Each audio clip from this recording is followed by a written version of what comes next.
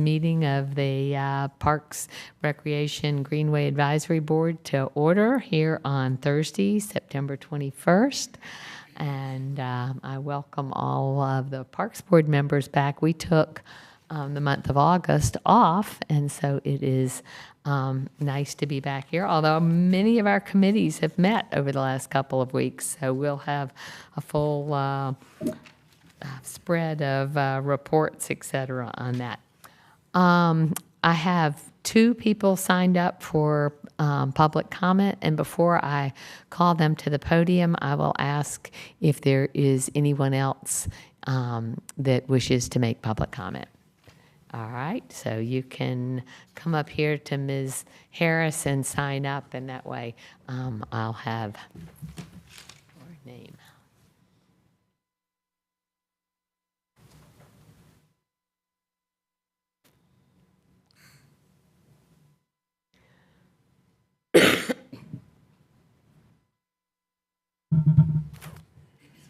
And we're getting the last couple of folks situated. And the of the 2 names I saw on there, I don't know which one is first. So I'll get the sheet and then I'll know. Amy McIntosh on invasive plants. I want to thank you for the opportunity to speak to you all, and to Beverly Clark and Marcia Presnell-Jeanette for encouraging me and Kate to come here in advance of your October 7th invasives removal workday. Hope you all are aware of that. I'm told you're scheduled to go cut trees that don't belong in the parks. I'm Amy McIntosh. I'm a landscape architect, recently retired, but during my career I had the opportunity to work on quite a few Raleigh parks and greenways. I'm also the co-chair of the North Carolina Native Plant Society, the local chapter here in the Triangle, and a neighbor of Windermere Beaver Dam Park, and a lover of Raleigh's parks and natural areas. So over the years, I've observed that invasive plants are spreading widely in Raleigh parks. And what used to be occasional escapees from gardens nearby are now dominant species in many of our parks and forests. So why does this matter? Native plants are the backbone of plant communities that serve all our native wildlife and birds and butterflies and all the critters that we enjoy. And non-native plants really don't serve them and don't contribute to the food chain. The insects in particular, many of them are very specific to, they need specific native species that they've evolved with in order to raise their young, and those are the backbone of the food for baby birds and other critters that we enjoy seeing at our feeders and in our gardens. I hope many of you were able to hear Doug Talmy last week, and I really thank you all, and Marcia in particular, I'm sure, and Dick's Conservancy for bringing him to the Triangle, because if you haven't heard of Doug Talmy before, he's an entomologist at the University of Delaware and has really done a lot of studies. And one of the things he noted was that chickadees, for instance, popular bird feeder birds, need about 7,000 caterpillars to feed one clutch of their babies. So insects are important. And our particular concern at the moment is the invasive non-native plants, because not only do they not serve that food chain purpose, they displace the native plants that are otherwise growing in our woods, and they shade them out, choke them out, prevent them from multiplying. And these are plants such as Bradford pear, privet, autumn olive, kudzu, wisteria, English ivy. Those are some of the worst offenders. Oops, I'm getting... You can finish your sentence. We just want to thank the city for the work that y'all are already doing to restore forests, and that, we are gratified to hear that leadership in the department is dedicating resources and developing plans to tackle the invasives. And we see this as a massive undertaking that will need partnerships. So we're here from the volunteer side, recognizing that working together with staff who have the expertise and the equipment and volunteers who can provide, a little bit of free labor, that we can really do something. So we're here to congratulate you for what you're doing and to encourage you to do more and to see how we can work together. Thanks. Thank you, Ms. McIntosh. Kate Dixon.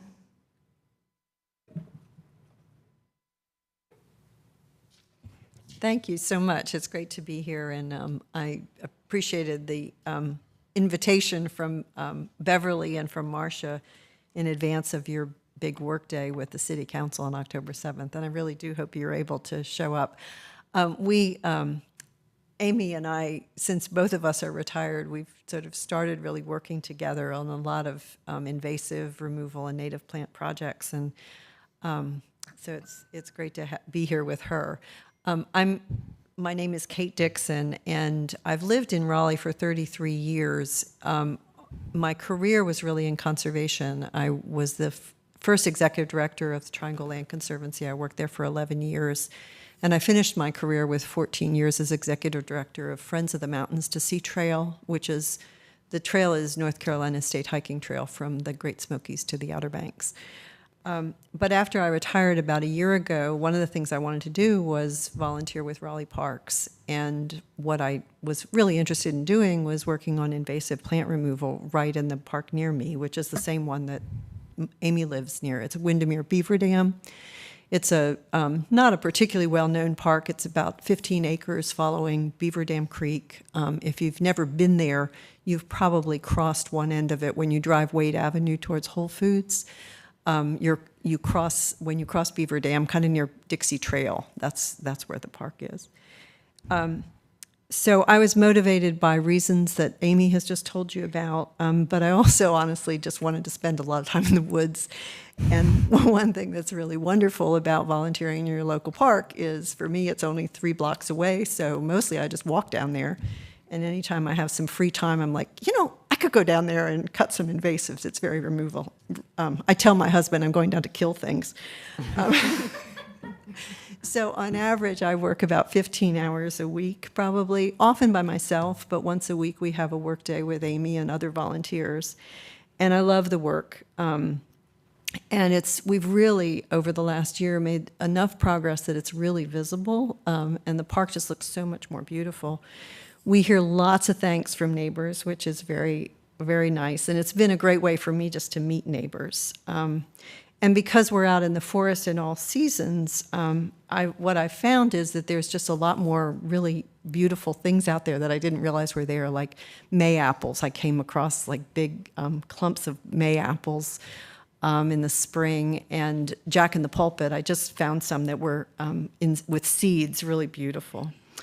There are lots of other benefits, too. One is that park staff has now realized that we are a really reliable group of people, and so they've been able to reduce the amount that they're mowing because we're out there, and that's been great for saving them time and gas money, but also we're trying to widen the buffer on the creek and increase the natural forest. But one thing I'd like to end with is just saying, being out there and doing this, it's really clear to me how big a job this is. I mean, I knew that before, but I've really experienced it now.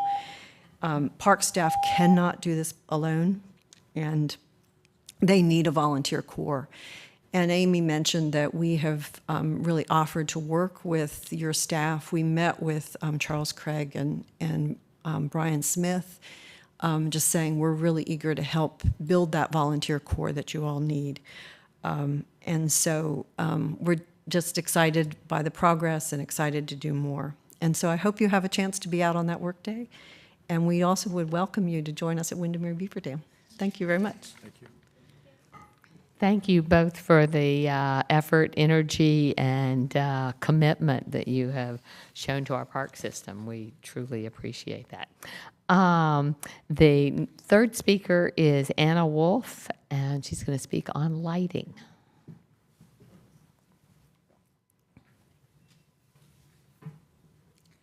Hi, my name is Anna Wolf, and thank you for giving me the opportunity to speak today.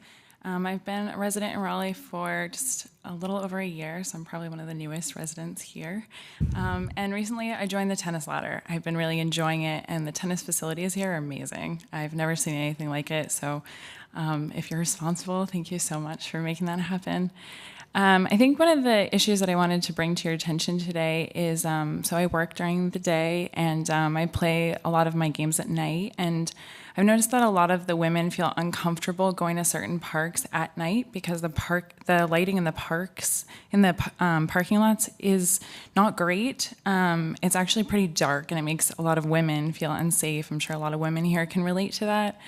And so I was just wondering if it would be possible to light up some of the parking lots at night so that people could get to their cars safely. I'm not sure what the finances around that would look like, but it would be great, I think, for a lot of the women, and I would definitely appreciate it. So I look forward to hearing any comments or questions. Yeah. Any in particular? Most of the time when I suggest going to Spring Forest, that's the one that I get a lot of pushback on, saying people don't want to play at night. I think it's a gorgeous park. I see so many families there during the day, and I wish that, they got a little bit more time, especially during the fall as the, sun sets earlier and earlier. It would just be so nice if families didn't feel like they had to leave the park because it just gets so dark. Well, we didn't introduce our Parks Director, Stephen Bentley, is not here this evening, but he is replaced, or not replaced, but it's substituted with Ken Hissler, who it happens to be the person in charge of that. So perhaps he can share a little bit with us and with you. So Yeah, thank that would you. be great. I would have to be completely trained to learn how to use the mic. So one of the things that I will do is I'll ask our folks, because I'm not familiar if there are existing parking lot lights. I believe that there are. Okay. So the two things is we start to get with the season changing, have we set, if they're set on a timer, if they're a photo cell, so they change with the Yeah. nights getting darker sooner. Okay. So we can do two things. We'll have our folks take a look at what's already there, and then we will also, if there is a lacking, we'll work with our facilities team to see what we could potentially do. Okay. It's not a short fix if we do have to install new lights, so that's something we work as part of our capital improvement program, Okay. which is a long-term planning cycle. But if there's things there, especially if they're owned by Duke Energy, we can work with them quickly. It may just be that we need some new lamps or some new lights that can address that quickly, but we That'd can be certainly great. evaluate. Okay, perfect. Thank you. I really appreciate your time. Thanks. Well, and also something that we have to be mindful of, there are 2 points. And one of them is that 3 years ago, lighting was on one of the items on our capital bond project. Okay. But the city council at that time passed a 1 cent allocation for doing those kinds of projects. And so they were moved out of the bond, but are being done on a more annual basis. However, I'll defer, there are also costs in the nature side, not just in the financial side, but in the impact on nature. And I know Ms. President Jenrette whispered to me that she would like to make that point. Okay. Yeah, one of the things that Doug Talmay talked about when he spoke in Cary was the importance of dark skies, dark nights for wildlife, for birds and for insects and other creatures. They move around a lot at night. And he said that one thing that every person can do, every person, if they have outdoor lighting, change the light bulbs to yellow light bulbs, the kind that say bug light bulbs. He said that would help tremendously. Somehow the insects are not, or the wildlife is not, it doesn't disturb them as much as white light. Amber lighting. They're amber lights. Well, he said yellow. Yeah, that's what I'm saying. Yes, yellow amber lights. Yeah, it's the same spectrum, amber and yellow. And then I guess going off that point, do you also control the lighting just on the streets of Raleigh in the downtown area? That's a different department. Okay. Yeah, that's not us. Sounds good. Okay. Well, thank you so much for your time. Thank you very much for coming and sharing that concern with us. So Thank you all. And I'm sure we'll get a report back on that. And also, we have not had an invasive species removal staff person for a number of months, but I believe that person has been hired. And I don't, but maybe we will hear about that. Zach is here. Hi, Zach Manor. I'm replacing Charles Craig. Well, not replacing, but substituting, right? So we'll stick with that one with Raleigh Park. So they've actually completed interviews and they're making that determination now. So we are in the final step. So almost. Thank All you. right. Yeah, that has been an open staff position for quite a number of months. And we lost a very talented young man to Oregon. So anyway, on to our agenda, and that is the Raleigh Youth Council. We haven't had members of the Raleigh Youth Council during the summer because they don't meet then, but they are back in session, and so we look forward to starting the school year hearing from them. Hello, my name is London Evans. I'm chair of the Raleigh Youth Council. Thank you guys for having us today, and I'm very excited to speak to you guys. So over the summer, we had the members of our executive board, we met 4 times. So over the summer, we discussed our plans and goals for the school year. So this includes our membership requirements, our community service events, meeting topics, recreation ideas, and also our civic engagement activities. So on August 28th, we actually had our open house, which that was the first open house I ever been to, so it was really fun. We were able to share our plans for this year with potential future members and their parents. On September 11th, we actually had our first meeting of the year, and we had a great turnout of 44 teens coming today to that meeting. And with that, since it was our first meeting, we participated in team building activities so each and everyone can get to know each other. And we had our first community service event, which was a park cleanup at Marsh Creek Park. In efforts to make the cleanup more exciting, we participated in a scavenger hunt where we were tasked to take pictures of the trash items that we found. Good evening. My name is Paris Evans, and I'm the Vice Chair of Raleigh Youth Council. So this year, the Raleigh Youth Council will be hosting donation drives every other month. So to kick off this school year, we started off with implementing a donation drive for September in which we are collecting canned foods for our local food bank of Central and Eastern North Carolina. As leadership of the council, the executive board will have the opportunity on Saturday, October 7th, to participate in the State Youth Council's Leadership Day Conference at North Carolina Central University. The conference will be an opportunity to gather with the executive members of other councils so we get to learn new leadership skills and learn new ideas. The Raleigh Youth Council will meet every second and fourth Monday of the month.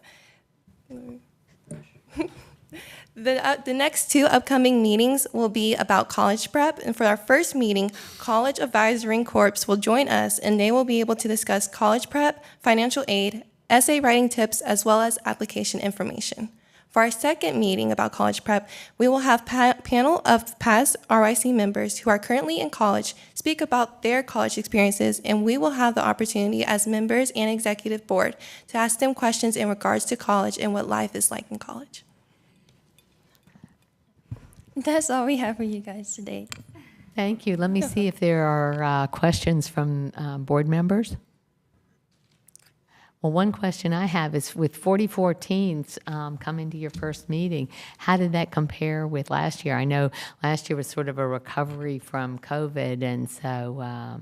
Yeah, since the recovery of COVID, we really didn't have that many teens. So this year, we actually had a whole bunch of new teens come. And even current members who were members last year, they still came. But new high school students still came, which was really fun. I got to meet their names and stuff like that. So. Great. Well, congratulations. You all are, you add a lot of value to what happens in the city. So we thank you. Thank you. All right, and so our we have 2 presentations. Do you want to introduce them? You are welcome to do it, but I'm happy to help any way I can. Okay, well, we have cultural outreach and enrichment, And this is more of sort of helping us know what all the different activities that happen in with the incredible staff that we have in our park system. And you want to introduce them? Yeah, so I'm on the wrong side of the podium this time, so glad to bring up our cultural outreach and enrichment team. Junior will do most of the introduction, but this is more of our What We Do series, so we really want to make sure as you guys are working through all the big issues, what is the stuff that happens on a day-to-day basis. This team's exciting and vibrant and passionate about making sure we reach all of Raleigh with the programs and services we offer. So I'll turn it over to Junior. All right, cool. Good evening, everybody. Thank you all for having us here today. My name is William Clemens. I go by Junior. And here you're going to learn today. I'm one of the recreation superintendents, and today you're going to learn a little bit about our cultural outreach and enrichment program area. I have with me Veronica Brown, who is the director at the Peach Road Cultural Center, and Tierney Sneeringer, who is the cultural outreach and enrichment program manager. All right, so before we get into our presentation, we're going to do a little mini language lesson with you all. So I have a word up on the screen. I'm going to pronounce it. I'm just ask that you would just pronounce it with us. All right? So, bienvenidos. Bienvenidos. All right? Bienvenidos is welcome. Nuestra comunidad. Nuestra comunidad. Our community.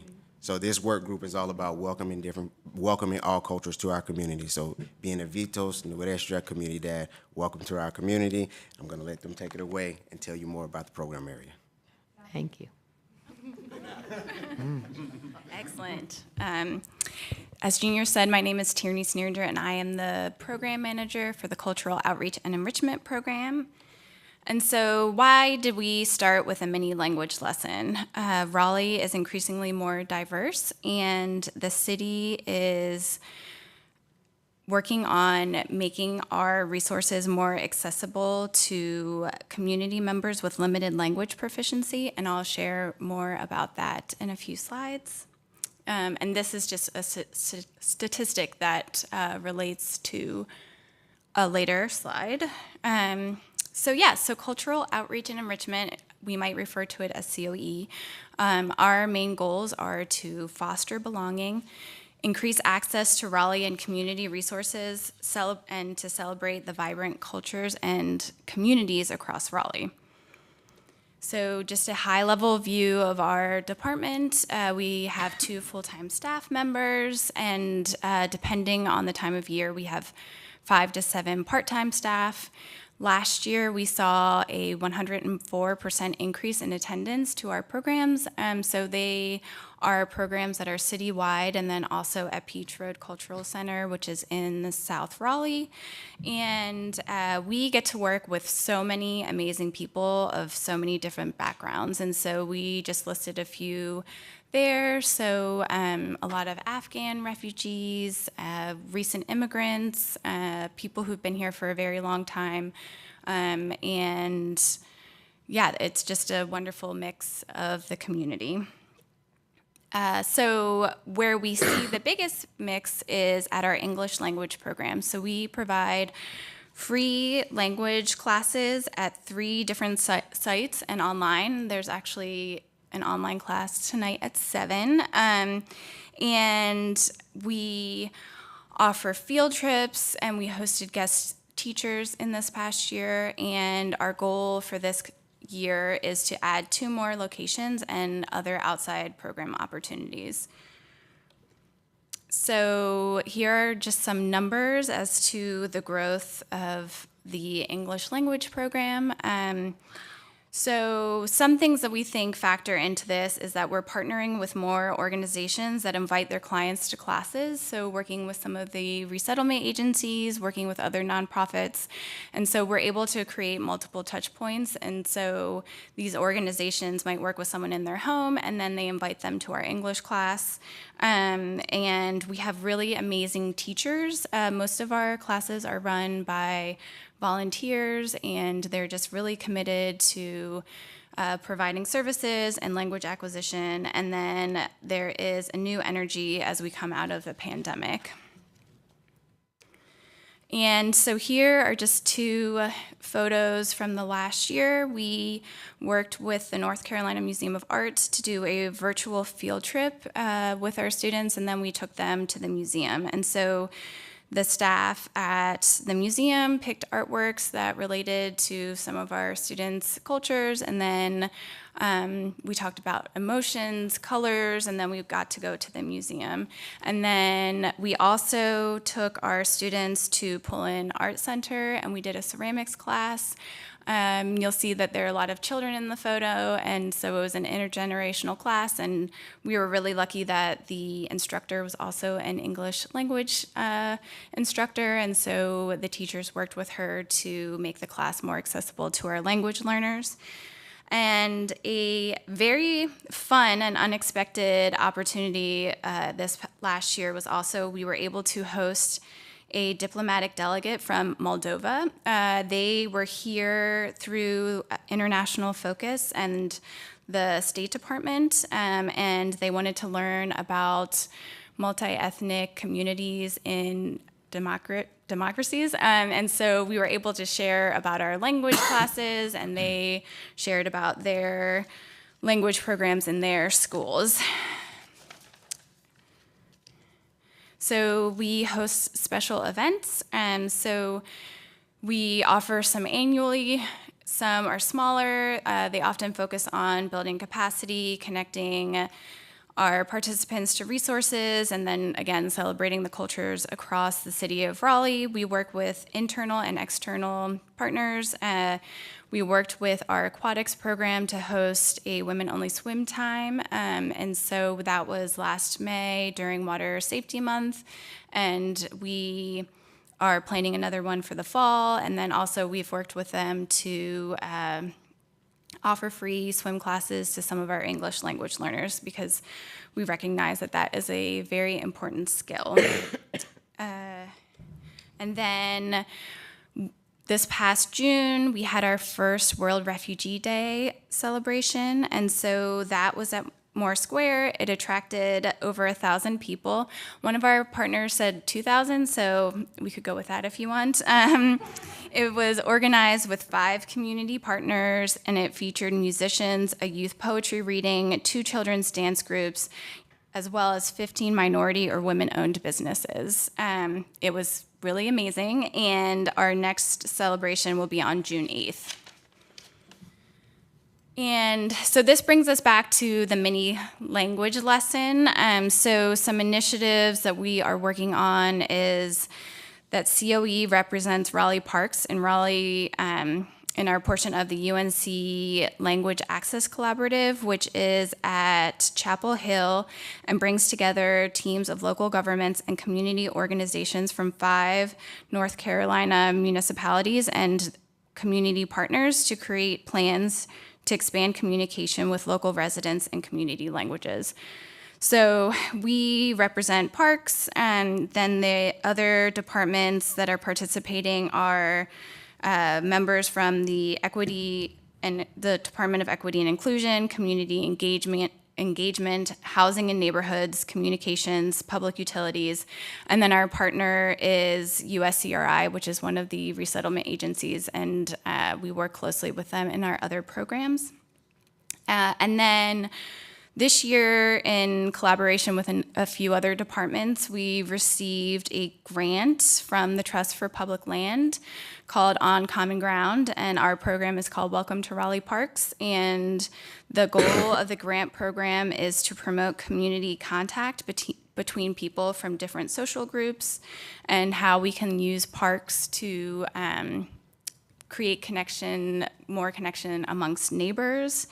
And so we have been working on that since July. And I will turn it over. I'm Veronica Brown. I'm the director of Peach Road Cultural Center. We are a community gathering place that focuses on programs that promote the well-being of our neighbors and reflect the vibrant cultures in the city of Raleigh.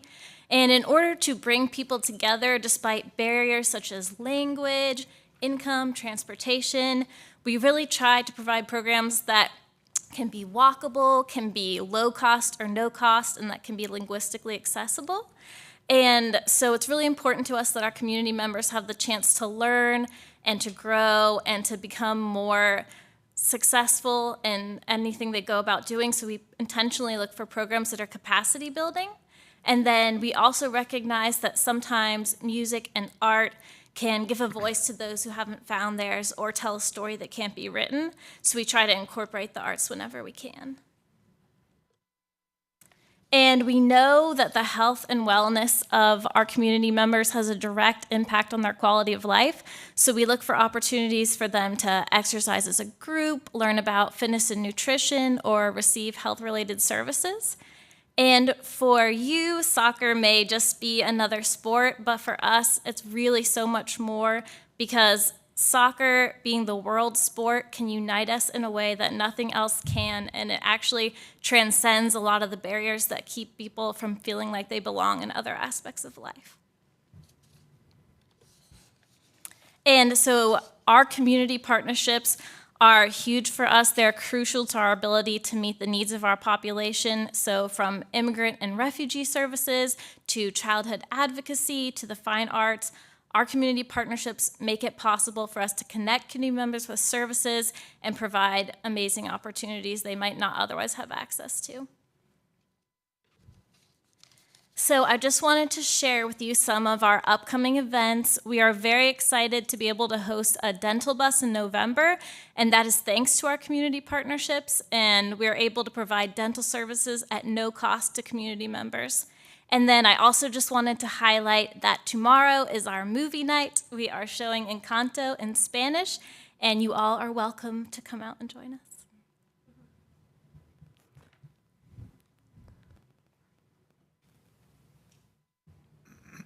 Very cool.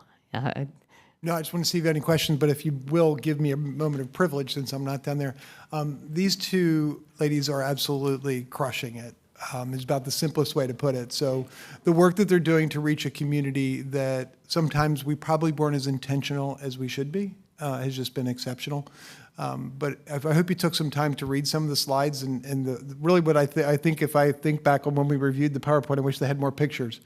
What they didn't show was the garment exchange that they have in Peach Road Community Center. What they didn't do is elaborate on that women's only swim. That wasn't just picking people from Raleigh. That was picking people from cultures who might not go to a pool ever to be in a bathing suit because it might not be culturally acceptable. So how we work to be sensitive to that community so that those women could have their opportunity to experience our water. It wasn't just, hey, we're going to open up a pool on a day you all come out. So it was being very intentional about making those opportunities. One of the first things Tierney did was challenge me at Peach Road was how do we get our refugees that are here to be able to become part of our community fabric through volunteerism, even to become staff. And then we had a lot of fun with going to challenge HR. So how can we bring that on as well? And they are steadfast in their pursuit of making things happen. I could let them go longer, but we're trying to make things go on, but really are doing some amazing things to be able to reach a growing and diverse community. So hats off to them. For Peach Road, if I wanted to watch soccer being played in what looks like to me a soccer cage, they have a condensed fence. Is it 3-on-3 maybe? So it's usually 5-on-5, but it can be 3-on-3. When would it be the best time to show up to see that being done? It looks like a fantastic fast action situation when it happens. Definitely in the evenings and on the weekends. That's when it gets the most action. One, because kids are out of school and teenagers are out of school, and then a lot of times families on the weekends like to come out and play together in a multi-generational scene. Now, if I wanted to describe it, it's about the size of a tennis court, maybe? Yeah, I would say so. Yeah, So about the got- size of a it's tennis got court. fencing So and it's goals. technically called futsal, and so you don't have to play by futsal rules when you go in there, but yes, it's technically a futsal court. And yeah, it's very fun, very fast. We've been trying to do more and more programs with that and get people more involved with that sport because it's really exciting. I want to go watch that. You're welcome. Very cool. Anybody else have questions or comments? Yeah, Shengwen. This is really great programs. Thank you for your efforts. So 2 questions. First, for the language class, what's the enrollment process? Is there any requirement for like how to? You can show up. We have found that people have a hard time sometimes using the computer, so we let them know that they can just show up. They can fill out the paper form. We have language learners who at Peach Road who are learning the alphabet for the first time in any language, and then we have PhD students who are joining our English language lounge. So it really ranges. The classes really respond to the community where they are, and so Peach is very different from Method, which is very different from Green Road, and yeah, there's no language requirement. It's focused on language acquisition, but also community building. Cool. If I would like to share the information, is there any like website link or any information like I can share with other people? If you look up cultural outreach and enrichment, you can find it. Yeah. Awesome. Thank you. Well, you partly answered one of my questions, and that is, I hear the focus on Peach Road, but you're also saying that we offer these same classes at other community centers as well. Yes. Yeah. So Peach Road is just one of the classes. The other is at Method and at Green Road, and then I'd like to offer it at 2 more locations this year, but those are kind of TBD.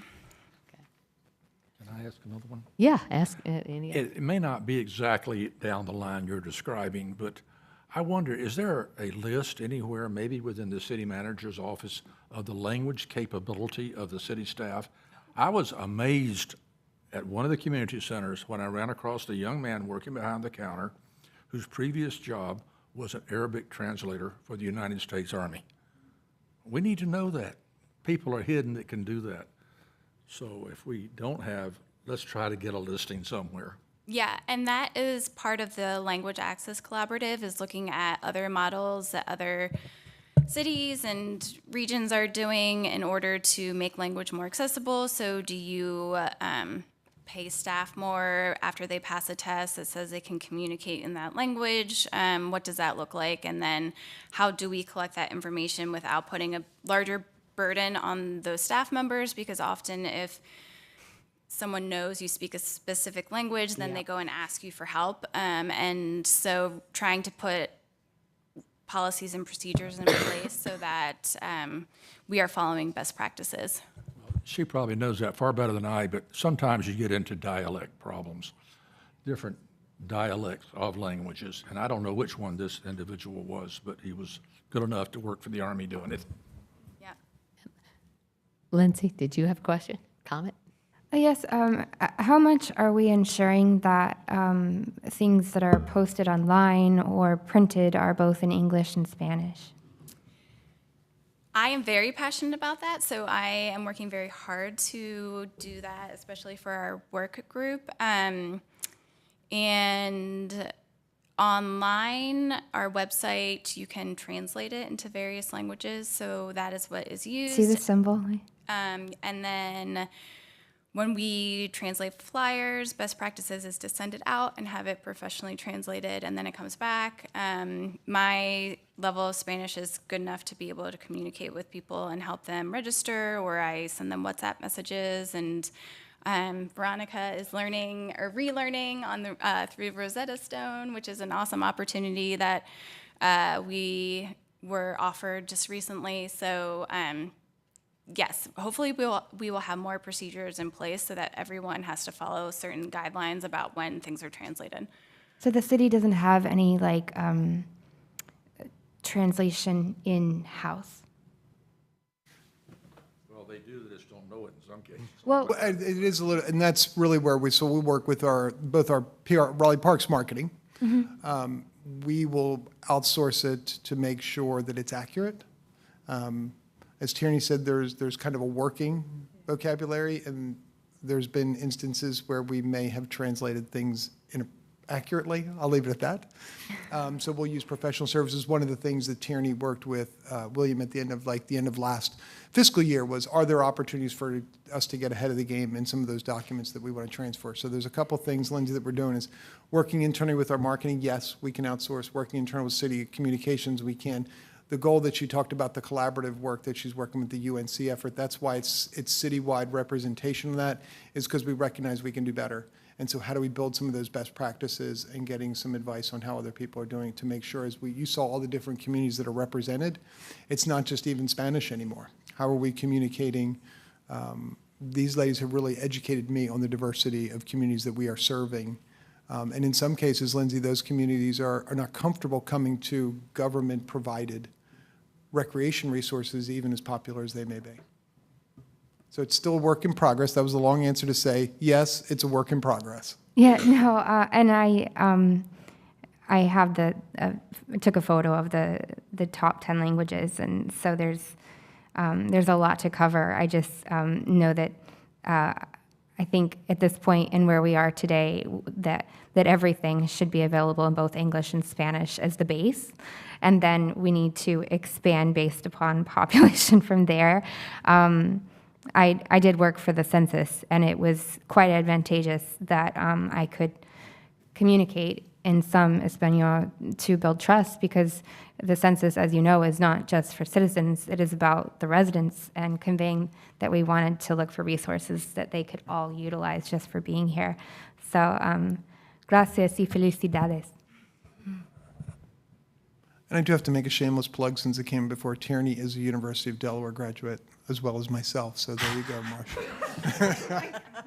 When we heard your speaker earlier, I was like, oh, look. Well, you all have really opened our eyes on this. We have had a number of presentations about things that we do, and a lot of things that we learn about here, we might have an inkling of. I can speak for myself. I had no idea the extent of our efforts here. So thank you for making it so real for us and for the people in our community that we serve. So thank you. Thank you. All right, moving on. If you'd like, I'll go ahead and keep you moving. So actually, I like this one as well. So in a previous life, I spent half my career in parks. So I'm going to introduce Brian Johnson, who probably fills a job that I was in a long time ago. He is one of our park superintendents, oversees what I would say our heavy equipment crew, construction playgrounds, greenway maintenance, and now safety committee. So he's going to give you an opportunity of what we do on the park side of the operation and talk about his work unit.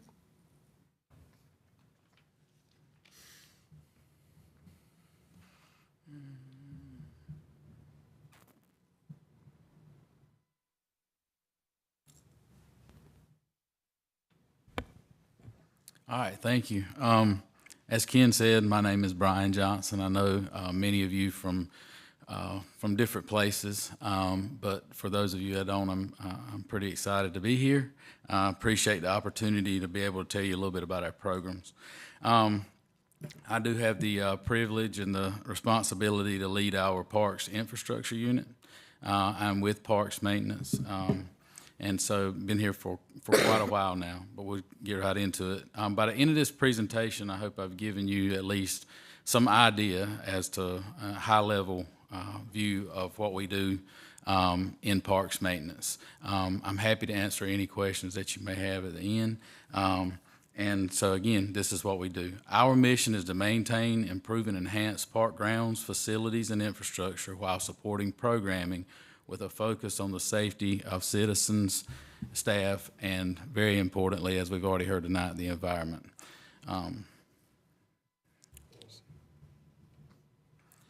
Okay, who are we? I'll start with the division that a lot of you are probably the most familiar with or have heard the most about. That's our Greenway division. Our Greenway division is made up of 32 staff split over 4 crews. Those crews are general maintenance, vegetation, structure, and construction crews. We'll get into a little more specifics on into the presentation. Parks construction, this is actually this is one group split into 2 crews, light and heavy construction. Light construction is responsible for the inspection and maintenance of all the structures you see in parks outside of the community center. So anything stairs, steps, docks, boardwalks, bridges, all that kind of stuff, that's what they do. It's a lot of carpentry work, inspection, cleaning, and repair. Heavy construction, they kind of have the, I guess, the big toys. They do a lot of earth moving, drainage work, digging, culvert replacements, pipe replacements, surface replacements, concrete and asphalt, other things like that. Our next group, machine shop and fleet services. And this group's doing some pretty awesome stuff with electrification that I'll get into the presentation. But this group, as machine shop fleet services, they are basically responsible for inventorying, repair, and maintenance of about 1,800 pieces of mowing equipment. And again, we're moving forward with electrification of a lot of that equipment. They also have a fabrication shop that they're able to. We break some equipment sometimes, and sometimes it has to be welded, or occasionally we have to build a gate or a handrail or things like that. So we have that capability in this unit. They also have a function, a warehousing function, where they keep all of our staff PPE, things like that, and issue it out. They need safety glasses, gloves, things of that nature. And any other frequently used materials, they'll warehouse for us, like concrete, Saccrete, cold patch, asphalt patch, things like that. Next group is playground. This is a group of 8 staff, 4 of which are certified playground safety inspectors. They oversee 75 public play spaces, and there's more to come. And they'll have some responsibilities with Gibson Play Plaza. And the last group, last but not least, is safety. This is 2 staff, and those 2 full-time staff, their focus is on the safety of citizens and staff. So they do a lot of code and compliance work in our buildings and also in our parks to make sure that we are, up to code and that we don't have safety items that need addressing in those facilities. This group is currently under we're looking at well, their focus will remain on citizen and employee safety, but we are currently under a program review, and a lot of that's just some of the to make sure we're focused on those things and not things that we shouldn't be. All right, so going back to Greenway maintenance and operations, just a few things about this group. Again, there's 4 crews, there's 32 staff. Depending on who you ask, it's 118 to 120 miles of trail. Everybody give you a different answer, I think. One interesting fact is we have 9.5 miles of linear bridge and boardwalk structure, 175 trash receptacles. That's not all the trash that we do, it's just 175 trash receptacles. They service those weekly in most places, and some of our heavier used parks is twice weekly. A lot of our loop trails and heavier visited trails, we have to do it a little more frequently. And as you've already heard earlier tonight, volunteers are a big part of what we do, even in maintenance. So this group alone, these 32 staff, we partner with and do over 20 volunteer projects each year, and most of those are focused on trash removal and invasive removal. All right, Greenway general maintenance. This crew does a lot more than just mow grass and pick up trash. I think one of the things that I'm most proud of is the recent where we've added our wildflower program. I think it's been extremely popular. I'm very proud of where they are with that. Again, this group is in charge of the wildflower program. They also do a lot of vandalism and graffiti response, as well as a ton of storm response. As you know, most of our Greenway trails are along creeks, streams, corridors, and we have some pretty heavy lifts after some of the storms. Greenway structure maintenance. This group is just what it sounds like. They maintain those 9.5 miles of structure, and with the addition of Crabtree Creek West, they're going to get a lot more structure shortly. Real quick, they do 2 inspections per year. On these inspections, they look for everything from structural components, footers, decking, handrails. They replace decking boards. actually rebuild some structures from time to time, depending on the severity of the damage. This group stays extremely busy. As you know, with that much bridge and boardwalk, there's a lot to do. I would also like to point out that this group does oversee we try to keep these structures on a 5-year inspection cycle with a professional engineering group, just to make sure that we're not missing stuff. And so they oversee that contract as well. Greenway Construction, again, they're the group that usually have the big toys. They're the folks that replace a lot of our asphalt and concrete. They do a lot of erosion control on the side of the trails, backfilling and other things, pipe replacements. And should we get into a heavier storm, they have the bigger equipment, so they have a heavy lift with that as well. I do want to point out the picture in the middle. And we'll get into machine shop a little bit later on. I told you they had a fabrication piece.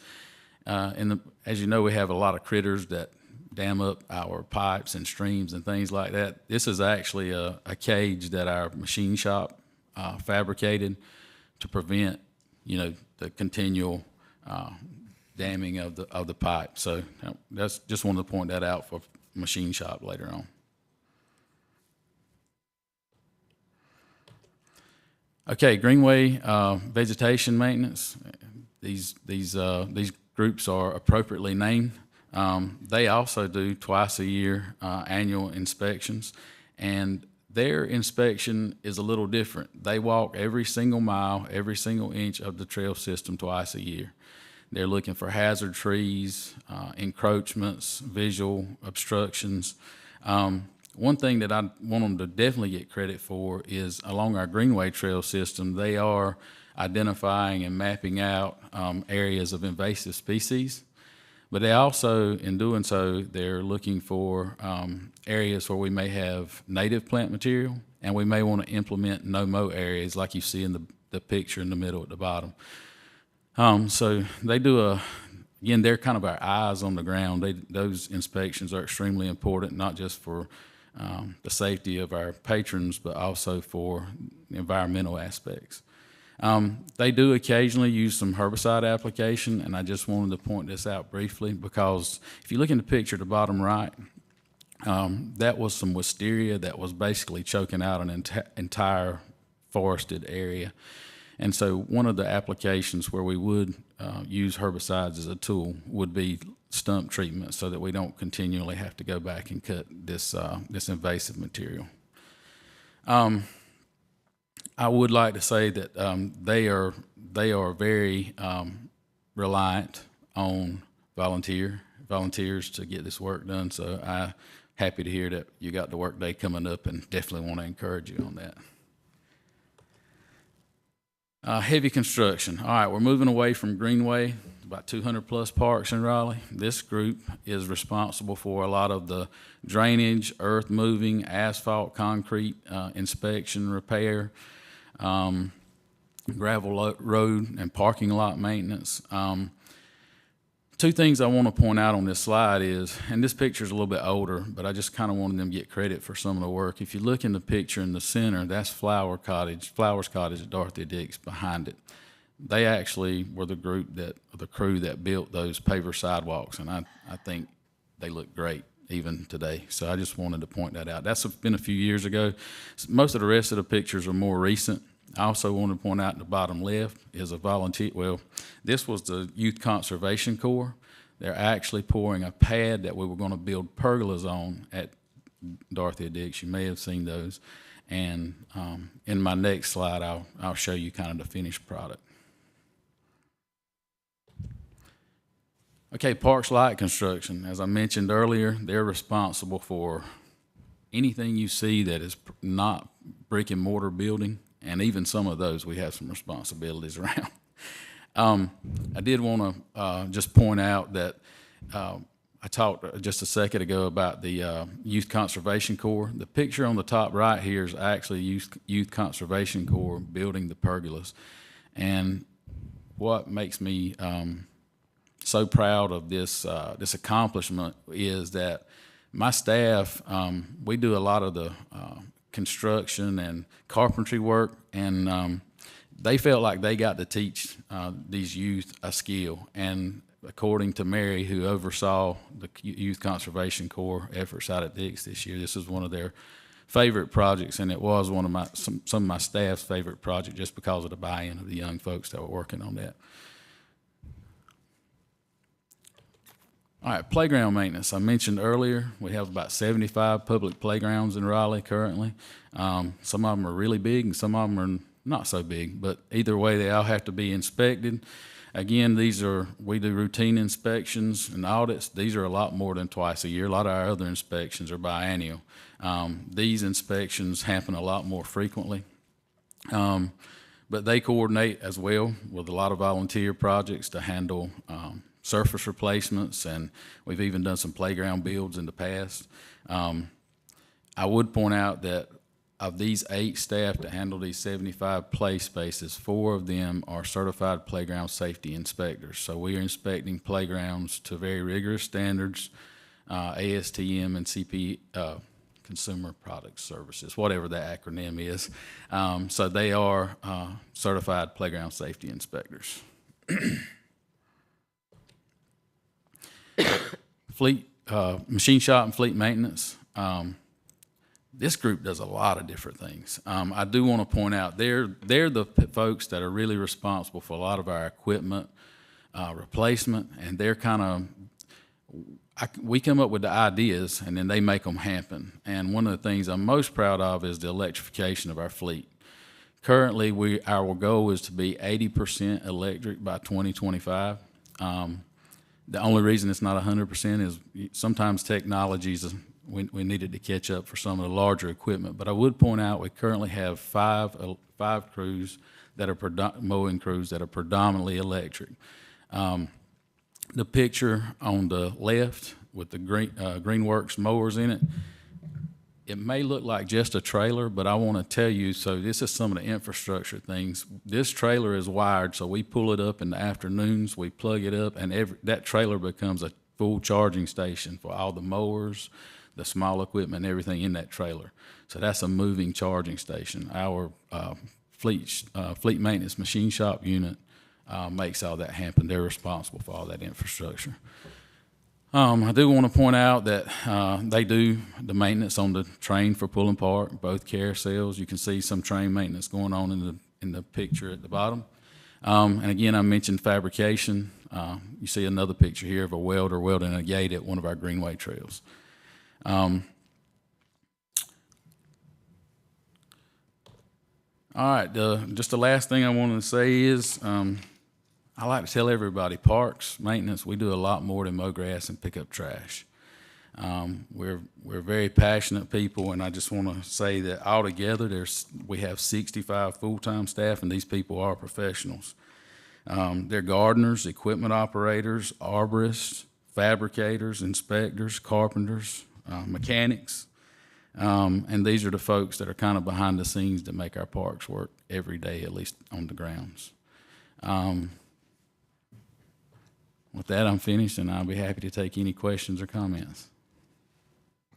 Well, I'm sure several of you will have comments, but I will start out by saying one of the things that I have noticed is the courtesy, and that matters so much. I know that when I'm riding on the Greenway and they're mowing grass, they always turn so that they're not blowing in your face. And having ridden on plenty of roads with lots of yard people working, they don't, it's very noticeable in our park system, and I watch it happen with walkers. And so that requires not just paying attention to your equipment, but paying attention to your surroundings. And so I'll start with that kudos, and then any other comments and questions that people have? I was one of those people once upon a time, and I loved hearing you say these people are professionals, because there's a lot to know and skill building with being able to do some things. I mean, I would never have known that some things could be so difficult until I was in the situation of doing it. I didn't know that planting a rose required a certain kind of way you had to do it for the rose to thrive. You know, you just don't put it in the ground. Anyway, there's a lot of things like that. Now, I just liked that you said they're professionals. Okay. Other comments, questions? I'll just say thank you for the important work. Thank you. I did note, I do have one observation. I was at Anderson Point last week, and the Big Belly trash cans, and I know I've been there before when the person picking it up has shown me their phone and how, these Big Belly Yes. trash cans, if you know about them, they're in downtown Raleigh. We don't do as good a job as some cities do about publicizing, making them as clever. In Chicago, they made them really cute. But anyway, they are Internet of Things, and you hear that term, but they are sending a signal to our staff saying that they are getting full or are full. And they are also solar operated on the top. And I did happen to notice that the one at Anderson Point the solar top is very, very dirty. And I went, there was no paper towel in the bathroom to clean it off with, or it would have done that. But I also think that if they've been successful, and I defer to you on that we probably need more of those along, because of being able to monitor that. They have been successful, and one of the reasons we do that is obvious, making needless trips, burning fuels that we don't need to, manpower, things like that. So they have been successful. Right. And it's interesting, I actually saw some I flew into Charlotte a few months ago, and I saw them inside the airport at Charlotte. So yeah. a lot of people are using those now. Yeah, they are. And but thank you. I mean, I think you all do a great job, and I am so appreciative of that.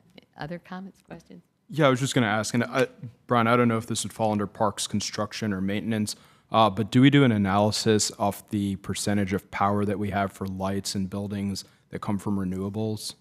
Yeah, so I will tell you, most of our energy is managed by what unit is that? It's in engineering services. It's in engineering services. It's integrated facilities. Yeah. IFS is what they go by. For me, it's facilities and operations, which goes back a day. But it's our engineering services.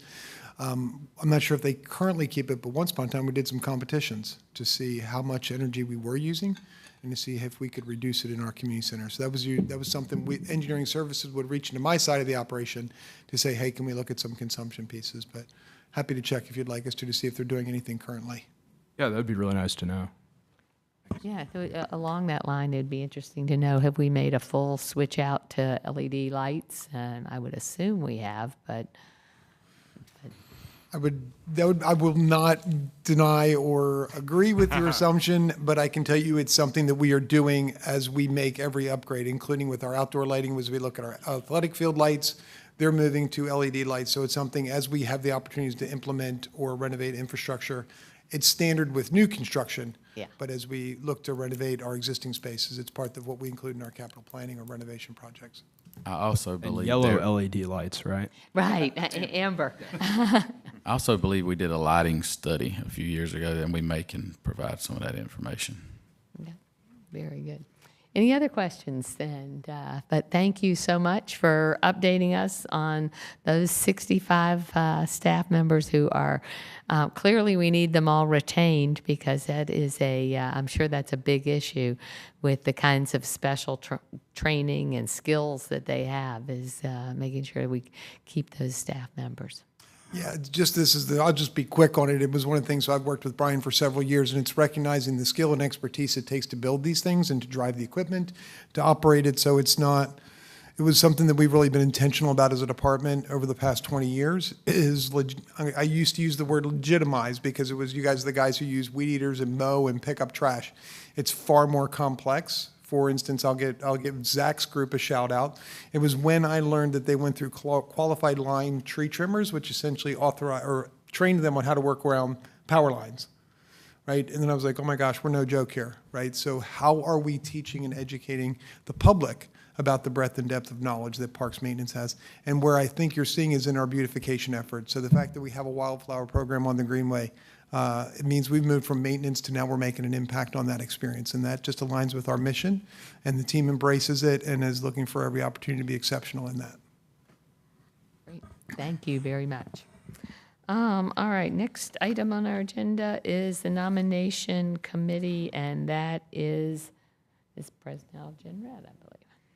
So we have one nomination for chair, Ms. Clark, and one nomination for vice chair, Chris. We have them both willing to serve another term. No, we have no other nominations to bring forward. Although they could be made from the floor. So, do we have any opposition to this? Yeah, these two willing and experienced people to serve. Who dareth to deny them the opportunity to do it again? Who dareth?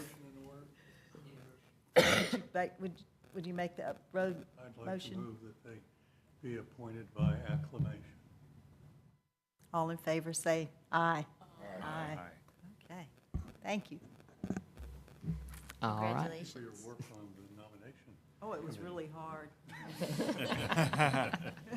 Happy to be of service. Deep dive research. And I will say, because you're basically continuing your term, we won't wait till the next month for you all to take office. It's just still current. We just tap our our big mallet here. So, all right. Well, thank you all very much. It is an honor and a privilege, and so thank you. So, approval. We did not have meeting minutes.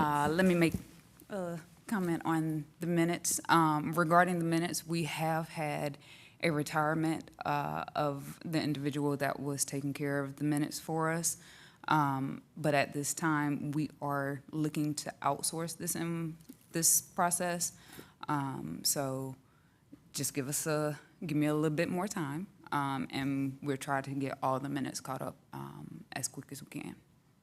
Well, and not only that, but then you had health issues earlier in the year. You've had a full plate. Yeah. So we understand that. They will be coming. I can't tell you when, but they're coming. Now, the director's report was included with your agenda, but did you have things that you want? Sure. So you guys have the director's report in your agenda and in the information there. Just a couple things to draw your attention to, since it's been a while since we met. So in August, we had some donations that were made to the department. Both of these were really pretty cool. One was, it's good and bad, so we're not doing Nights of Lights at Dorothea Dix Park this winter, but we did receive a lot of the equipment. So we actually just had a meeting today internally with some of the pieces that were donated from WRAL on how they may show up at other opportunities this year. So you may see them at Dix Park, you might see them at Pullen Park, you might see them at Chavis Park. So we're excited to see that going on, and still know that our relationship with WRL is very well. It's still in order. So that's there. The other one, I can't recall if anybody got out. We had a great opportunity to celebrate John Wall and his foundation, where we introduced an improved outdoor basketball court at Roberts Park. That was a $50,000 investment that also included a whole day of fun. So we gave out backpacks and had games and clinics out there. So that was a great day of celebration out at Roberts Park. Stephen I believe we'd had a report earlier last year about some work that we're getting ready to do with the sponsorship group. So that contract was approved by City Council. I can advise that the consultant was in town, I'm going to say 2 weeks ago, if my memory is right. We started doing some initial site visits with them. We're getting them some data, so we're trying to hit the ground running on that. So this is for sponsorship and naming, looking at some opportunities we have to potentially introduce some other sources of revenue into our operation. Some of this will also be included with our bond efforts. If you remember, there was what we asked for and what we needed with the bond wasn't the same. So how do we make up some of that gap to be able to do those projects? So that was all in recent city council meetings. I won't go through all of the upcoming events. I talked about the backpack giveaways and the things like that, but I will give a shout out for historic resources. Museums have lots of activities coming up. There will be all kinds of fall festivals, so keep an eye out on our website for opportunities that are coming up. But Marcia, I want to make sure I bring this up. We got Taco Week coming up, which is Take a Kid Outside, which is next week. So if you are looking for opportunities to students or others to get outside between our nature programs, our outdoor recreation programs, there's lots of opportunities to take a child outside and enjoy nature with some of these beautiful days we're having. So that's it for the director's report. Can I make one suggestion? When you mentioned that some of these lights from Nights of Lights will be popping up perhaps at Dick's or Chavis or Pullen, can we perhaps also think of some place maybe in the northeastern part of the city? Because that is one of our more park, a little less, not as any big thing there. So I just hope that we'll look at that proximity issue. So your timing is excellent, Beverly. We just met today, and that was some of the conversations. How do we look to get it out there? So a little bit, I will talk to my parks folks. It's a combination of, can we get power? Can we get them to deliver and get them set up? But we're going to go back and look at some opportunities to be able to do that as well. I didn't know that, but thank you. That's great timing. We actually just had the meeting today.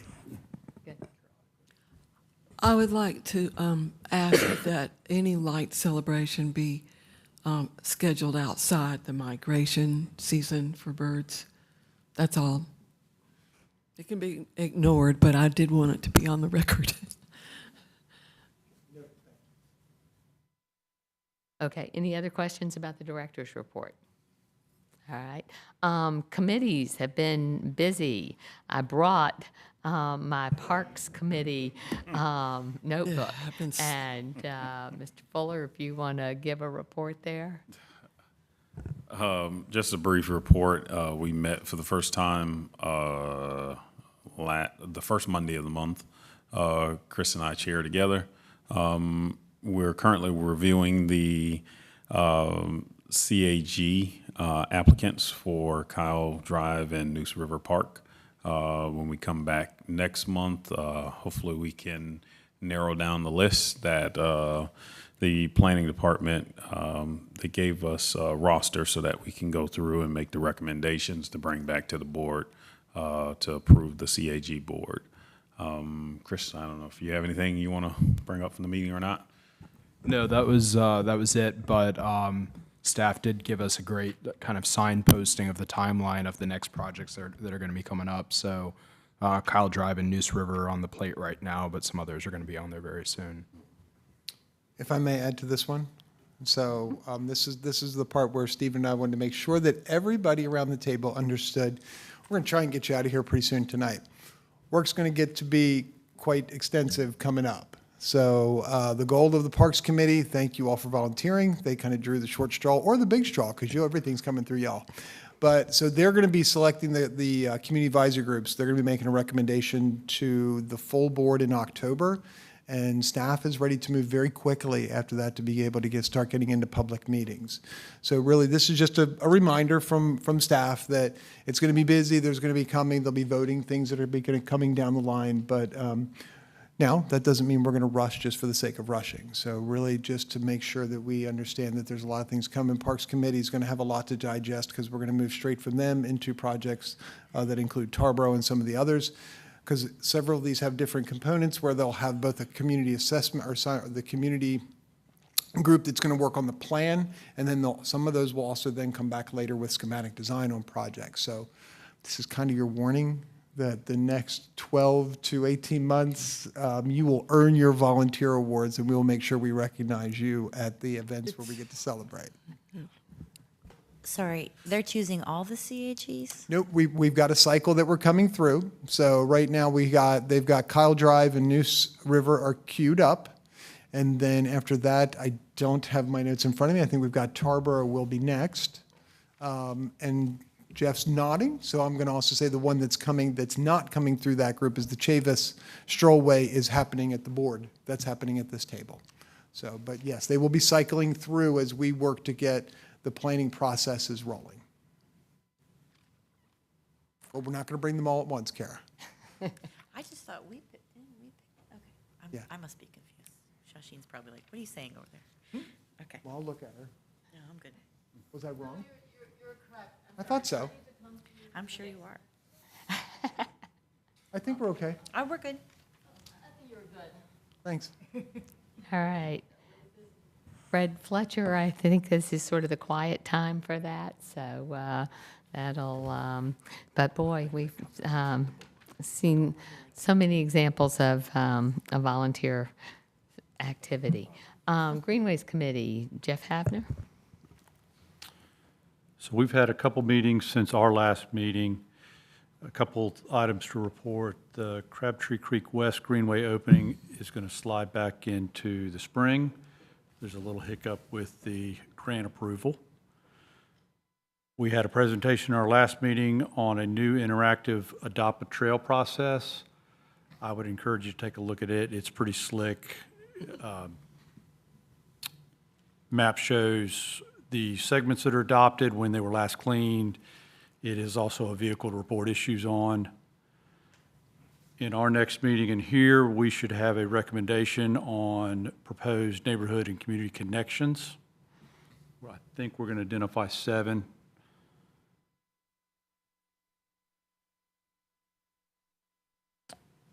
We've got a couple of upcoming Greenway closures. Rocky Branch Trail between South Saunders and South Dawson Street will be this upcoming week, and then again the week of October 16th.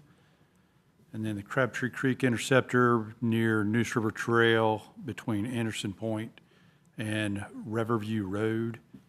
It's going to be less than 30 days, and timing on it is still TBD. What we are really working on upcoming is a system-wide signage plan that'll include maps, signage, and a Greenway app. And hopefully in the short term, and interrupted connections, the sideway gap identifiers, places in our Greenway where it transitions to sidewalk. And that's it. Very good.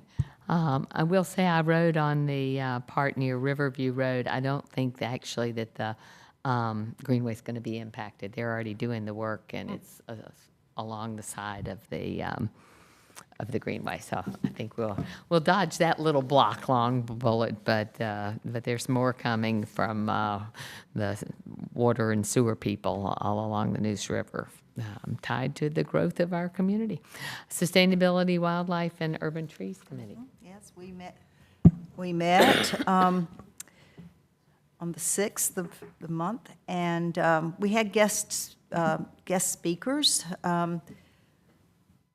We've been having citizens attend our committee meeting almost every month with concerns or just interest. Zach talked about the tree banking program, and he's sitting there in case I missed something. It's about the oh, good, he's getting up. He'll tell you himself. Thank you. Thank you. Sure. Zach Manor again, Raleigh Parks.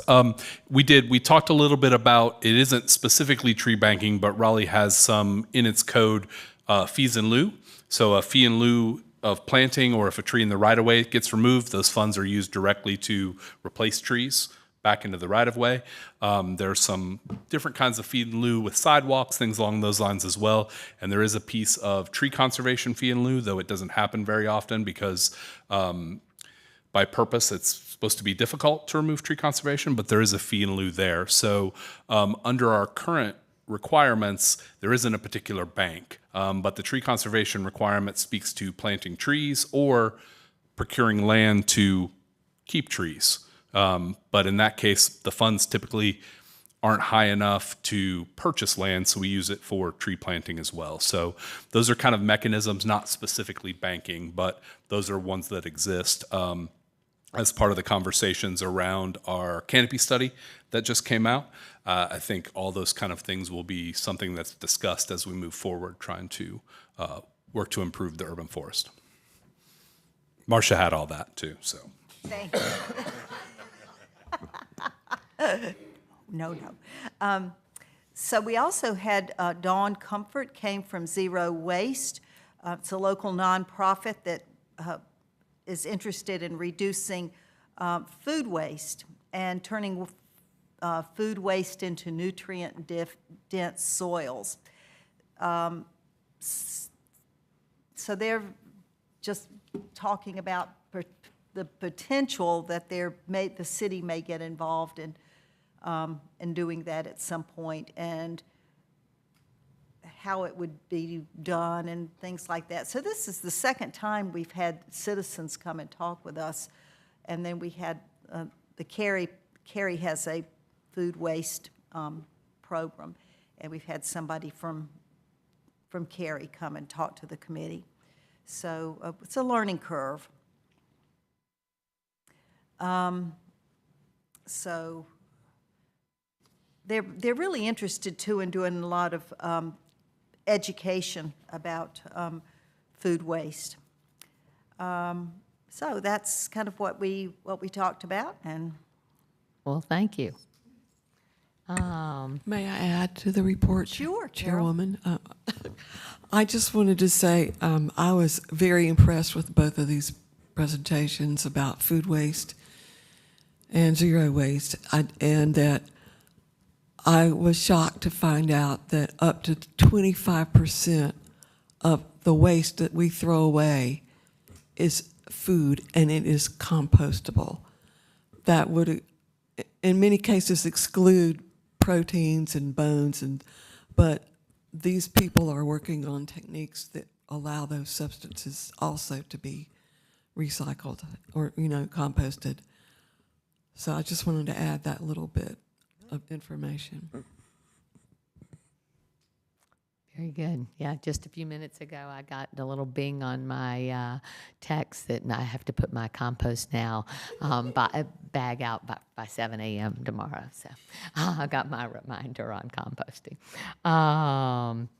Anyway, so committee reports for the liaison representatives, Arts Commission. Yes. So the Arts Commission's been busy. They decided not to take the summer off like us. So I have 2 meeting reports. The only thing that's left over from the August meeting is that the Raleigh Ringers are still performing until November 14th. So if you want to see them, you can go to Ringer Central. The really cool thing that was talked about at this week's meeting is actually, if you guys have been to the Oberlin Village Regional Library, there's a display up there called The Voices of Oberlin. It's artwork, it's displays that basically give a really great visual of the history of Oberlin as a community. So I would check that out if you haven't had a chance to yet. Also, the Theater Raleigh group is going to be putting on a show called Barbecue that's kind of a family dramedy. It's going to be from October 18th to the 29th. And it's actually being directed by Aurelia Belfield, who is actually one of our City of Raleigh Arts Commissioners. So that's supposed to be a pretty exciting show. And since we're making pretty good time, I'll spare you guys on most of the other events, but there's a lot going on. If you want to catch up with me after the meeting, I'll let you know about some other cool stuff. Could you email it to us? Sure, absolutely.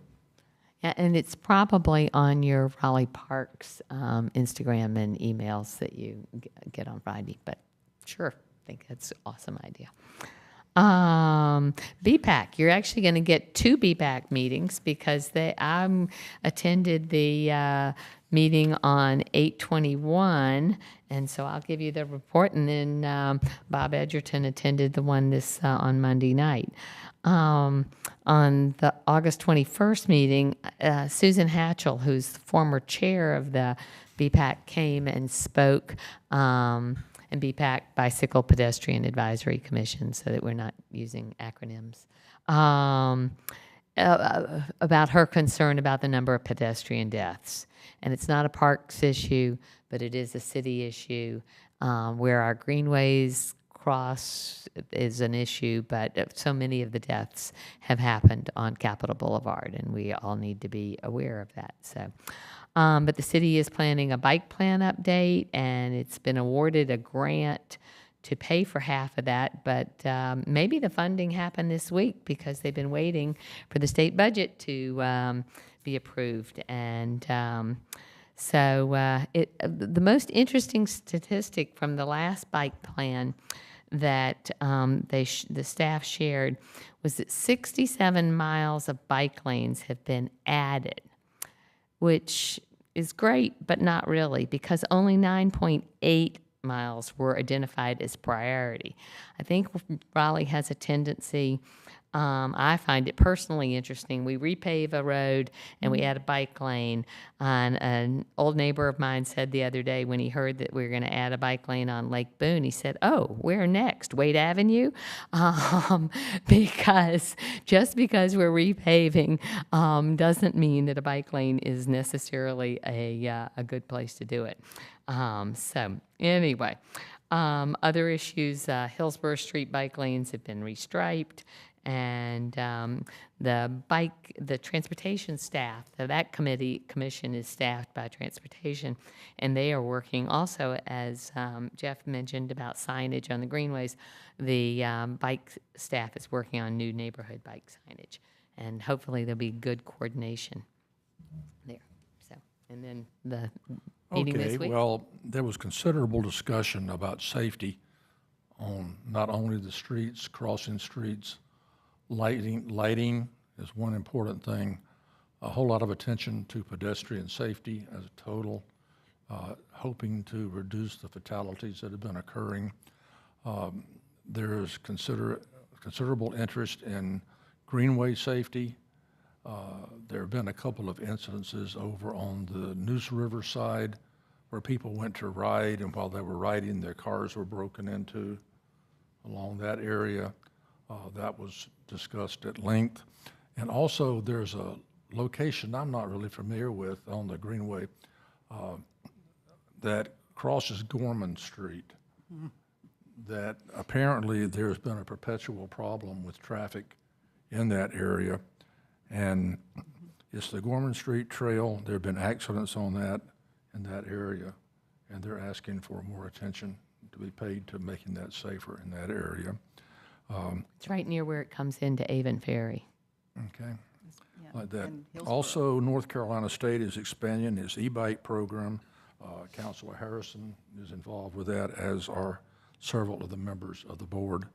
And also, there were questions asked about urban forestry and bike lane monitoring, trying to make sure that the trees don't lean over into the streets where the bike lanes are. And I guess that's being looked at on the trails themselves twice a year, as we were told, but we need to look at making sure that the trees don't lean over into the bike lanes that we do have. And that's pretty well it. Thank you. Thank you for, so BPAC's been at it, and let me pull my next. City of Raleigh Historic Cemeteries Advisory Board. And we might mention the reason Charles Craig is not here is I believe he is on paternity leave. He has a new baby. He is, yeah. So Charles had his second child over the summer. He took a couple days off, and then he delayed his paternity leave. So during that period of time, that's why you see Zach up, down, up, down, up, down. So he's urban forester, interim superintendent, or assistant Zach director. of all trades. Zach of all trades. But we expect Charles back. I believe he's probably got another 2 weeks, so more than likely should be back for our next meeting. Yeah, that's the plan. The update there, didn't have a meeting, but the Historic Cemetery Advisory Board did have their work plan and report approved at City Council last month. So they're working diligently towards their new work plan and should be meeting again soon. Great, thank you. Dick's Leadership Committee, I have a report on that. And they met on August 22nd, and there was discussion about the importance of Rocky Branch Creek and the Greenway there, how it's integrated into Walnut Creek, and that things that mitigate flooding on Rocky Branch will have a longer-term impact on flooding issues along Walnut Creek, which will be a good downstream consequence and improve the water quality of Walnut Creek. As was noted, the 2023 Night of Lights will not be continued. But boy, they gave a report on the July 4th events. I don't know whether any of you all were at Dix Park for July 4th. There were 25 to 30,000 attendees. That kind of blew my mind. And so, yeah, the projects at Dix Park are on a 3-year rollout. The stone houses, they had hoped to finish the renovation of those by the end of this year, which would be the 100th anniversary of the building of those. They'll actually be completed in the first quarter of 2024. Lake Wheeler Road, which I drove down yesterday, and construction has not started, but the goal is that it will be finished by the fourth quarter of 2024. That's going to be some fast pavement. The Play Plaza will be finished in the first quarter of 2025. And I don't know whether any of you all are familiar with the sunflower poles that are going to go up along Lake Wheeler Road, but that will be complete in the third quarter of 2024. And it was noted in that meeting that the idea of the sunflower poles, and I wish I had a picture I could pull up, was generated by our own Doug Johnston. There are only 2 other places in the country where big power poles have been made into, well, it's not called art, it's called creative infrastructure, and that's because of public utilities rules. But in Orlando, they have some poles that have ears, and in someplace, wherever the Football Hall of Fame is, Cleveland, Akron, wherever that is, it's in Ohio. I know that much. There, apparently, the power pole must be in the shape of a football. So at Dix Park, so Doug brought this idea to the Dix Park leadership 2 or 3 years ago. I assure you, like everything else, I assure you, like everything else at Dix Park, it's an ensemble event. The money people found Mr. Gibson, and Janet Cowell found some enthusiasm to keep some livelihood there, and everybody that's involved is open to finding a way to innovate. I think it would be worth exploring how much money is saved by that project. Burying the power lines was out of the question. $40 or $50 million. Moving them was close to $20 million. And I don't have the figure for this project, but it's a fraction of that. Yeah. It's a small fraction. And they will be a big circle with 3 lines going through, and then they will have sunflower petals that come off of them, and then because the petals could be wind bearing, so they have holes in them that are in the shape of a sine wave. So Thomas Sayer, who designed the Civic Center, the oak tree that you look at on the convention center, and the gyre rings at the art museum, and so many other components in our community. Fountain in the front of the building. Yeah, and Oberlin Road, Oberlin Village statuary. Anyway, he designed these, and so they are very, very cool. Anyway, I've gone on a lot more about that little bit, but I think it's really interesting. And that was the Dix Park Leadership Committee meeting. So that is that. Historic Resources Museum Advisory Board. Is that you? It's me this Oh, time. this time. For this one. There's a lot going on with that committee. There's going to be a Scarecrow Festival and a ghost hunting event at Mordecai. The Top Green Center is going to be is now being converted to be a archival place for Black history. And there will be programs that are offered there about historic people and places in Raleigh that educate folks about Black history. And they're going to have a place for being able to do some displays, and it'll be they're going to be able to fix the building so it has archival qualities for holding papers and photographs and things like that.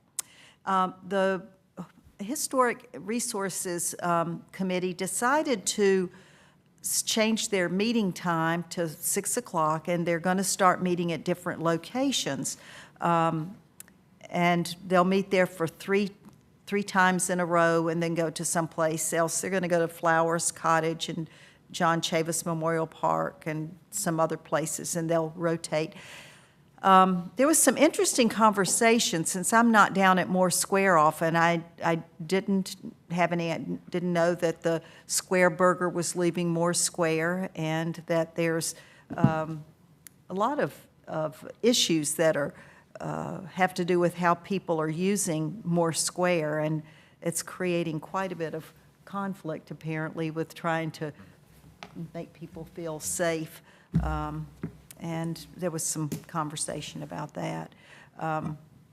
The Friends of City of Raleigh Museum, the membership is growing, and there's now 100 members that are on the Friends list. And there's going to be an event coming up marking 50 years of hip-hop.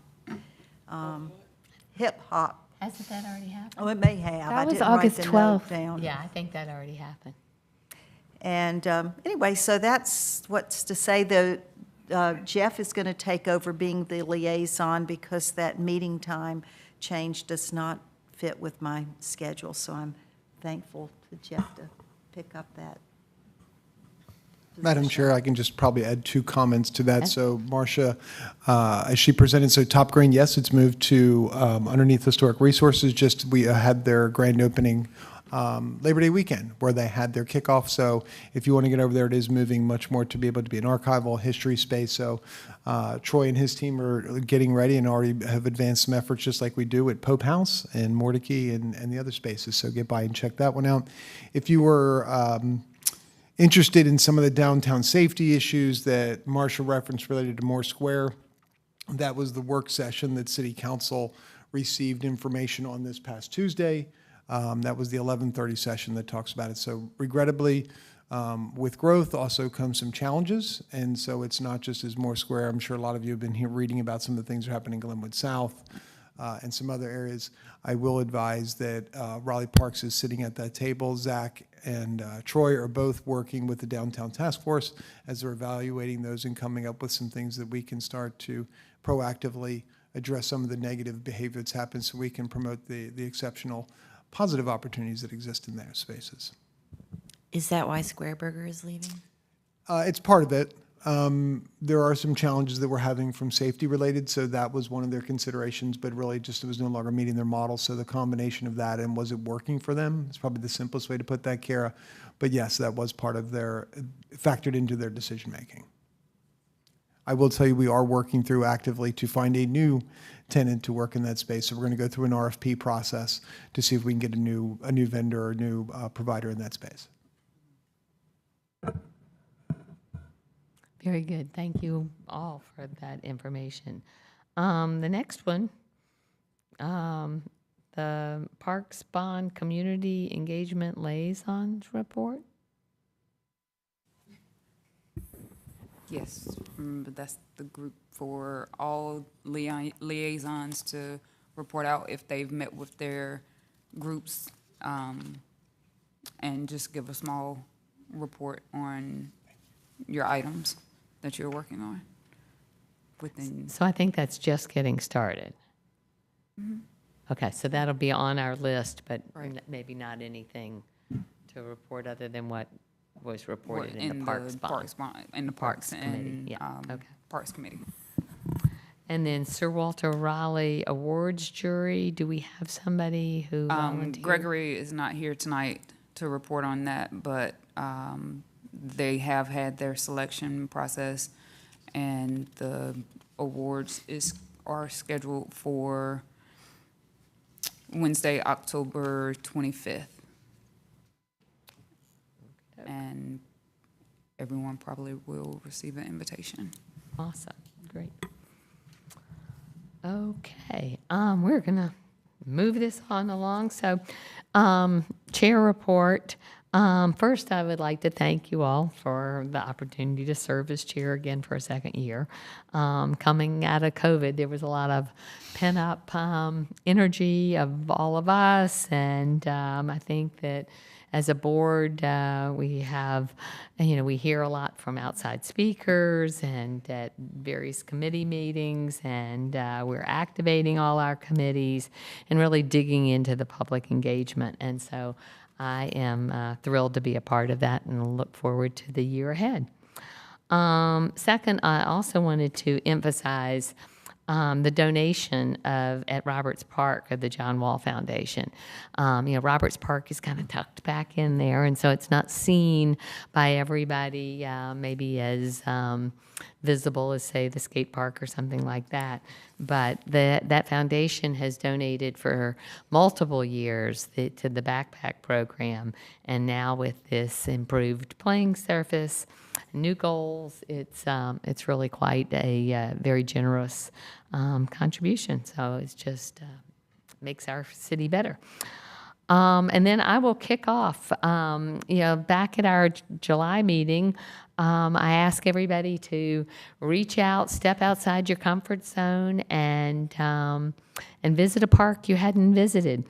And so one of my visits was to Forest Ridge Park, which is way up north. It's up near Wakefield, and and a friend and I signed up on a Friday morning to go kayaking and birding. And we had two great naturalists from Forest Ridge Park, Jennifer and Austin, and we had the birding expert came over from Durant, Sarah, and so I want to give them a shout out. But I also want to give a shout out, this is really a strange kudo, but to RecLinks, because you had to sign up for this, and there was a small cost, and when I signed up, it said I was a non-city resident, and so I had to pay a higher fee. And so, I tried to click on it and change it, and it wasn't. So I just said, it's my contribution. I'll pay the higher fee. And, but my friend who was signing up, she was signing up for two people, and she too had the same issue. So she called them or emailed them and also told them that I'd had this issue. They emailed me, they corrected it. And so, you kind of, when you do some of those signups, it's kind of the person behind the wall, and you don't know that there's somebody there taking care of it, and so they did. And so RecLink works, and if you have a problem, call them. But I think that was so. I'll start out with that, and anybody else who wants to, I won't cue you around the table, but if you want to say what park you went to that was different and new to you. I was really impressed with Forest Ridge. It's a really beautiful park.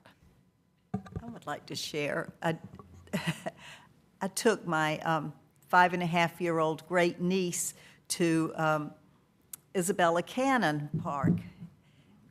And it's just right across the street from the Rose Garden, and it's a very familiar park to me, but I have never visited that park with a kid. And it was a joy. The first time I took her, she's very active and physically capable child, and we took her little scooter and her helmet, and she loved having the long walkways to ride her scooter. She doesn't have a place to do that where she lives. And she loved she wasn't quite big enough to do the climbing rock, but she was very interested in that. So about a week or two later, I had another opportunity and took her with her bicycle. And she loves biking, but has never had the place to bicycle long distances. She's still using training wheels. And so you could just, in the minutes we were there, watch her confidence. And so that park, I don't think I have walked since it's name has changed and was redesigned a few years ago. I don't think I've had a reason to be in that park very often, so I pass it frequently. But to be in there and use it with a kid who was the right age for those activities was a lot of fun. Well, that's great. Anybody else have places they want to share? For probably years, I've passed Six Oaks Park. I'm pretty sure it has 7 oaks, but don't worry about that. And Roanoke Park on the way to Noble Road. And just like you said, both those parks are strongly possessed by the neighborhood around them, especially that Roanoke Park. And that's a real opportunity to involve those people who have that local interest in our board here, encourage them to apply for membership, because there are big lessons in both of those parks about making those innovative little changes that take the park itself and the experience there beyond just another place, both of those, and they're entirely different. I recommend Six Oaks Park on Monday, Tuesday, or Thursday when they have the specials at Snoopy's over on Hillsborough Street to go there with your lunch. It's a very, very perfect place for that. Great. Anybody else have a park that they visited that they want to share about? All right. Well, I still encourage you to visit a park that you have either just driven by or explore. There are so many great programs, and so before we adjourn the meeting, well, I want to go around. And are there any other topics that anybody has? Ms. Last Love. night, I attended now I don't remember what all of it was called. It's been 2 long days.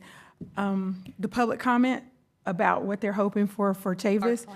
The park plan. So every time I visit Chavis, it's new and old at the same time. They've done an amazing job with preserving the history as well as the new buildings and all the programs.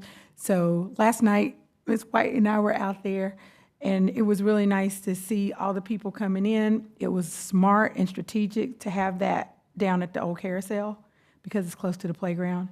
So anytime that we're thinking about doing public comment and things like that, it's always great to do it close to the children. So we had a few lessons that I ended up teaching as the teacher, because there was one point where I said, okay, the board member is gone and Miss Love is here. You cannot have that. No. We had lots of kids, because what happened was the sign said, come for public comment and get free pizza. So one thing that you might want to think about, she's out here nodding her head because we had a good time last night. Whenever you're doing those things and we use food as the draw, you still have to have some sort of order. So by the time the children who were watching their siblings play football and then the meetings on the playground, there was a big pizza rush. So we had to manage that. But on top of that, there was some really great turnout, and the older kids were willing to fill out the cards, met some high school students. So it was a really great event, and it's just really nice to know that it gave us an opportunity to let the young people know that your voice really does matter. And even though it was a bingo card that helped them, get around to earn the pizza, getting their demographic information on the back was just a nice experience for them to see this is what it's like to be a responsible citizen. That's so cool. I'm so glad you were there. I think they did a lunchtime pizza thing too. Yeah. And Bob and I were there for lunch. Beverly, I want to mention the same park. A little envy, but looking at the play apparatus that's there, I wouldn't touch it. I couldn't get on it. I wouldn't be able to stand on it. But it's awesome if you're taking someone, I would guess, 5 to 10 or 12, huge ropes, ladders, whatever. And the spray plaza I've taken my little niece. She loves to go there. although I do hope there's some shade structures in the future of that park. It is a hot, hot place in the summertime. I have been there and climbed on those ropes to no surprise. It's awesome. Shade structures are great. Trees can often serve the same purpose. although they're much more difficult to manage on a site like that, it's probably worth having a little Some grove of or both. something. We've got to stick up for the trees, right, Martha? Yep. All right. Anybody else with comments of where they've been or anything else on the table? I'm surprised that Marcia has not mentioned the Doug, well, she did mention it a little bit. Doug Talumi spoke, Talamy. And he is a professor at the University of Delaware with 3 for 3 tonight. And I heard him at Dix Park last week, and he really was here. I think somebody in Cary brought him, and Marcia knew about it and made the connection with folks at Dix because it's not a cheap date, and so got him to got some funding lined up there for him to come. Shang Wen and I were there together, and the power of the oak tree exceeds every other tree in the impact that it's having. And the thing what made me think of it was he focused his talk by looking at a specific tree that he had planted because he and his wife had bought a moonscape, and he had pictures of a young child who was about 5 when the tree was planted, and of course she was bigger, and as the tree got bigger and towered over her by the time she was 20. The lesson was that while we sometimes think that an oak tree takes a long time to get to that usable shade-producing size, it really doesn't. 10 years and you have a really useful tree. So I will be since the Dix Park Leadership Committee meeting, I'll give a spoiler alert. I have a neighbor who has a lot of mulch in their yard and has a whole lot of little trees that are about 6 inches. So I'll be taking some of them to the Dix Park Leadership Committee. One of the things that in hopes that they will start planting them soon. One of the things that he talked about was, I went to hear him over in Cary the following night, so I can't remember if he said it on the Thursday night or the Friday night talk, but he said that for the first 2 years of an oak tree's life, from the acorn being planted, it looks like not much is happening, but it's establishing its root system, and on the 3rd year it starts to really jump and grows pretty rapidly. But it was, I wanted to have him come because he's an oak specialist in the city of Oaks. Well, all of you that know, we're losing our oaks too fast, and it's not healthy. It's not healthy for humans, it's not healthy for wildlife, and who wants to live in a city that doesn't have bird song? And it takes a lot of creatures to feed birds. Anyway. On that good note, anything else? Because otherwise I'm ready to adjourn. I wanted to go back to the Sir Walter Raleigh Awards. Wooten Meadows Park was selected as the Sir Walter Raleigh for community appearance in the landscape category, landscape design category. Wow, we'll have to. I have not been there since it was just a flat soccer field. It hasn't been a flat soccer field for some time. You need to get out there. It's been a long time. If you didn't hear, it's Wooten Meadow. Wooten Meadow, it is on Millbrook or where Leesville Leesville. turns off. To the school, elementary school? It's on Millbrook Road. I drive by it every single day. Right where Leesville drops into Yeah. Millbrook Road. Yeah. Where it dead ends. Yeah. Once upon a time, it was soccer. It is not any longer. Yeah. Well, I visited 4 parks. Wooten Meadow Park is a great place for a toddler to push their own stroller around.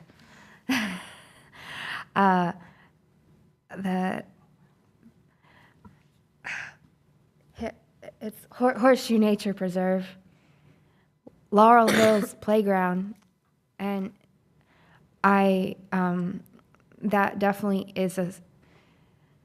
gave gives me a sense of urgency with talking about the trees and shade. Like, I visited on a day, the heat was just like really, really dangerously intense. And so it would be nice if more of our play structures did have some kind of shade infrastructure, whether it's a tree or something, because you don't have the option to just stay inside with children. It's just not. That's not an option. So the fourth one I went to was Millbrook Exchange Park. And I don't have a dog, but I have a lot of friends who do. And so it's kind of fascinating to watch a dog park activity. But through someone I made friends with on Nextdoor, I ended up exploring the pool. And I normally don't explore our public pools because I already have a pool in my neighborhood. But this lady convinced me to go spend money on the entry fee to experience the pool. And that wading pool is really cool. It's a really cool concept. And the lifeguard, oh snap, I forgot his name, but the three lifeguards who rotated, and I talked to one the most, and he went through our training program, and he said he was thrilled that getting the lifeguard job pays him more than the working at McDonald's, and it's a good skill. And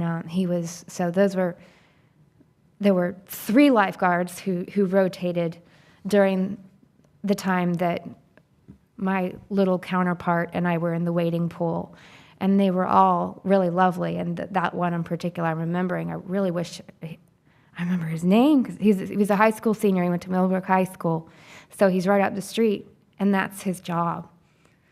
And he did go through our training. However, I do recall that the splash pad at Millbrook Exchange Park has been apparently out of order for a while. I don't know how long, but I learned that while I was there as well with Margaret and little Madeline, our new friends from next door. Madeline reported that it has never worked when they've gone there. I think Madeline's 5. Lindsay is correct. The spray ground at Millbrook has significant issues. And as we prioritize repairs, it's one of the things we're evaluating right now as we look at both Optimist and Millbrook through our planning process. What are the future of those? As we've talked about tonight, there's the finite amount of resources and how we prioritize those to deal with all the different things that we need. Sometimes you got to make hard decisions on when you can get to the things that you need to get to. But I'm glad that you had a great experience. And yeah, our lifeguard program, we were very successful. I'll just use the opportunity for those of you who were with me 2 years ago. We opened on Memorial Day and we closed on Labor Day. And that was all of our seasonal pools. All 4 of our seasonal pools were open on Labor Day to celebrate the holiday. So we were really proud of the team this year. I think that's the weekend that we went, and then it was lovely. Yep. Okie doke. Anything else? Because otherwise, I call this meeting adjourned.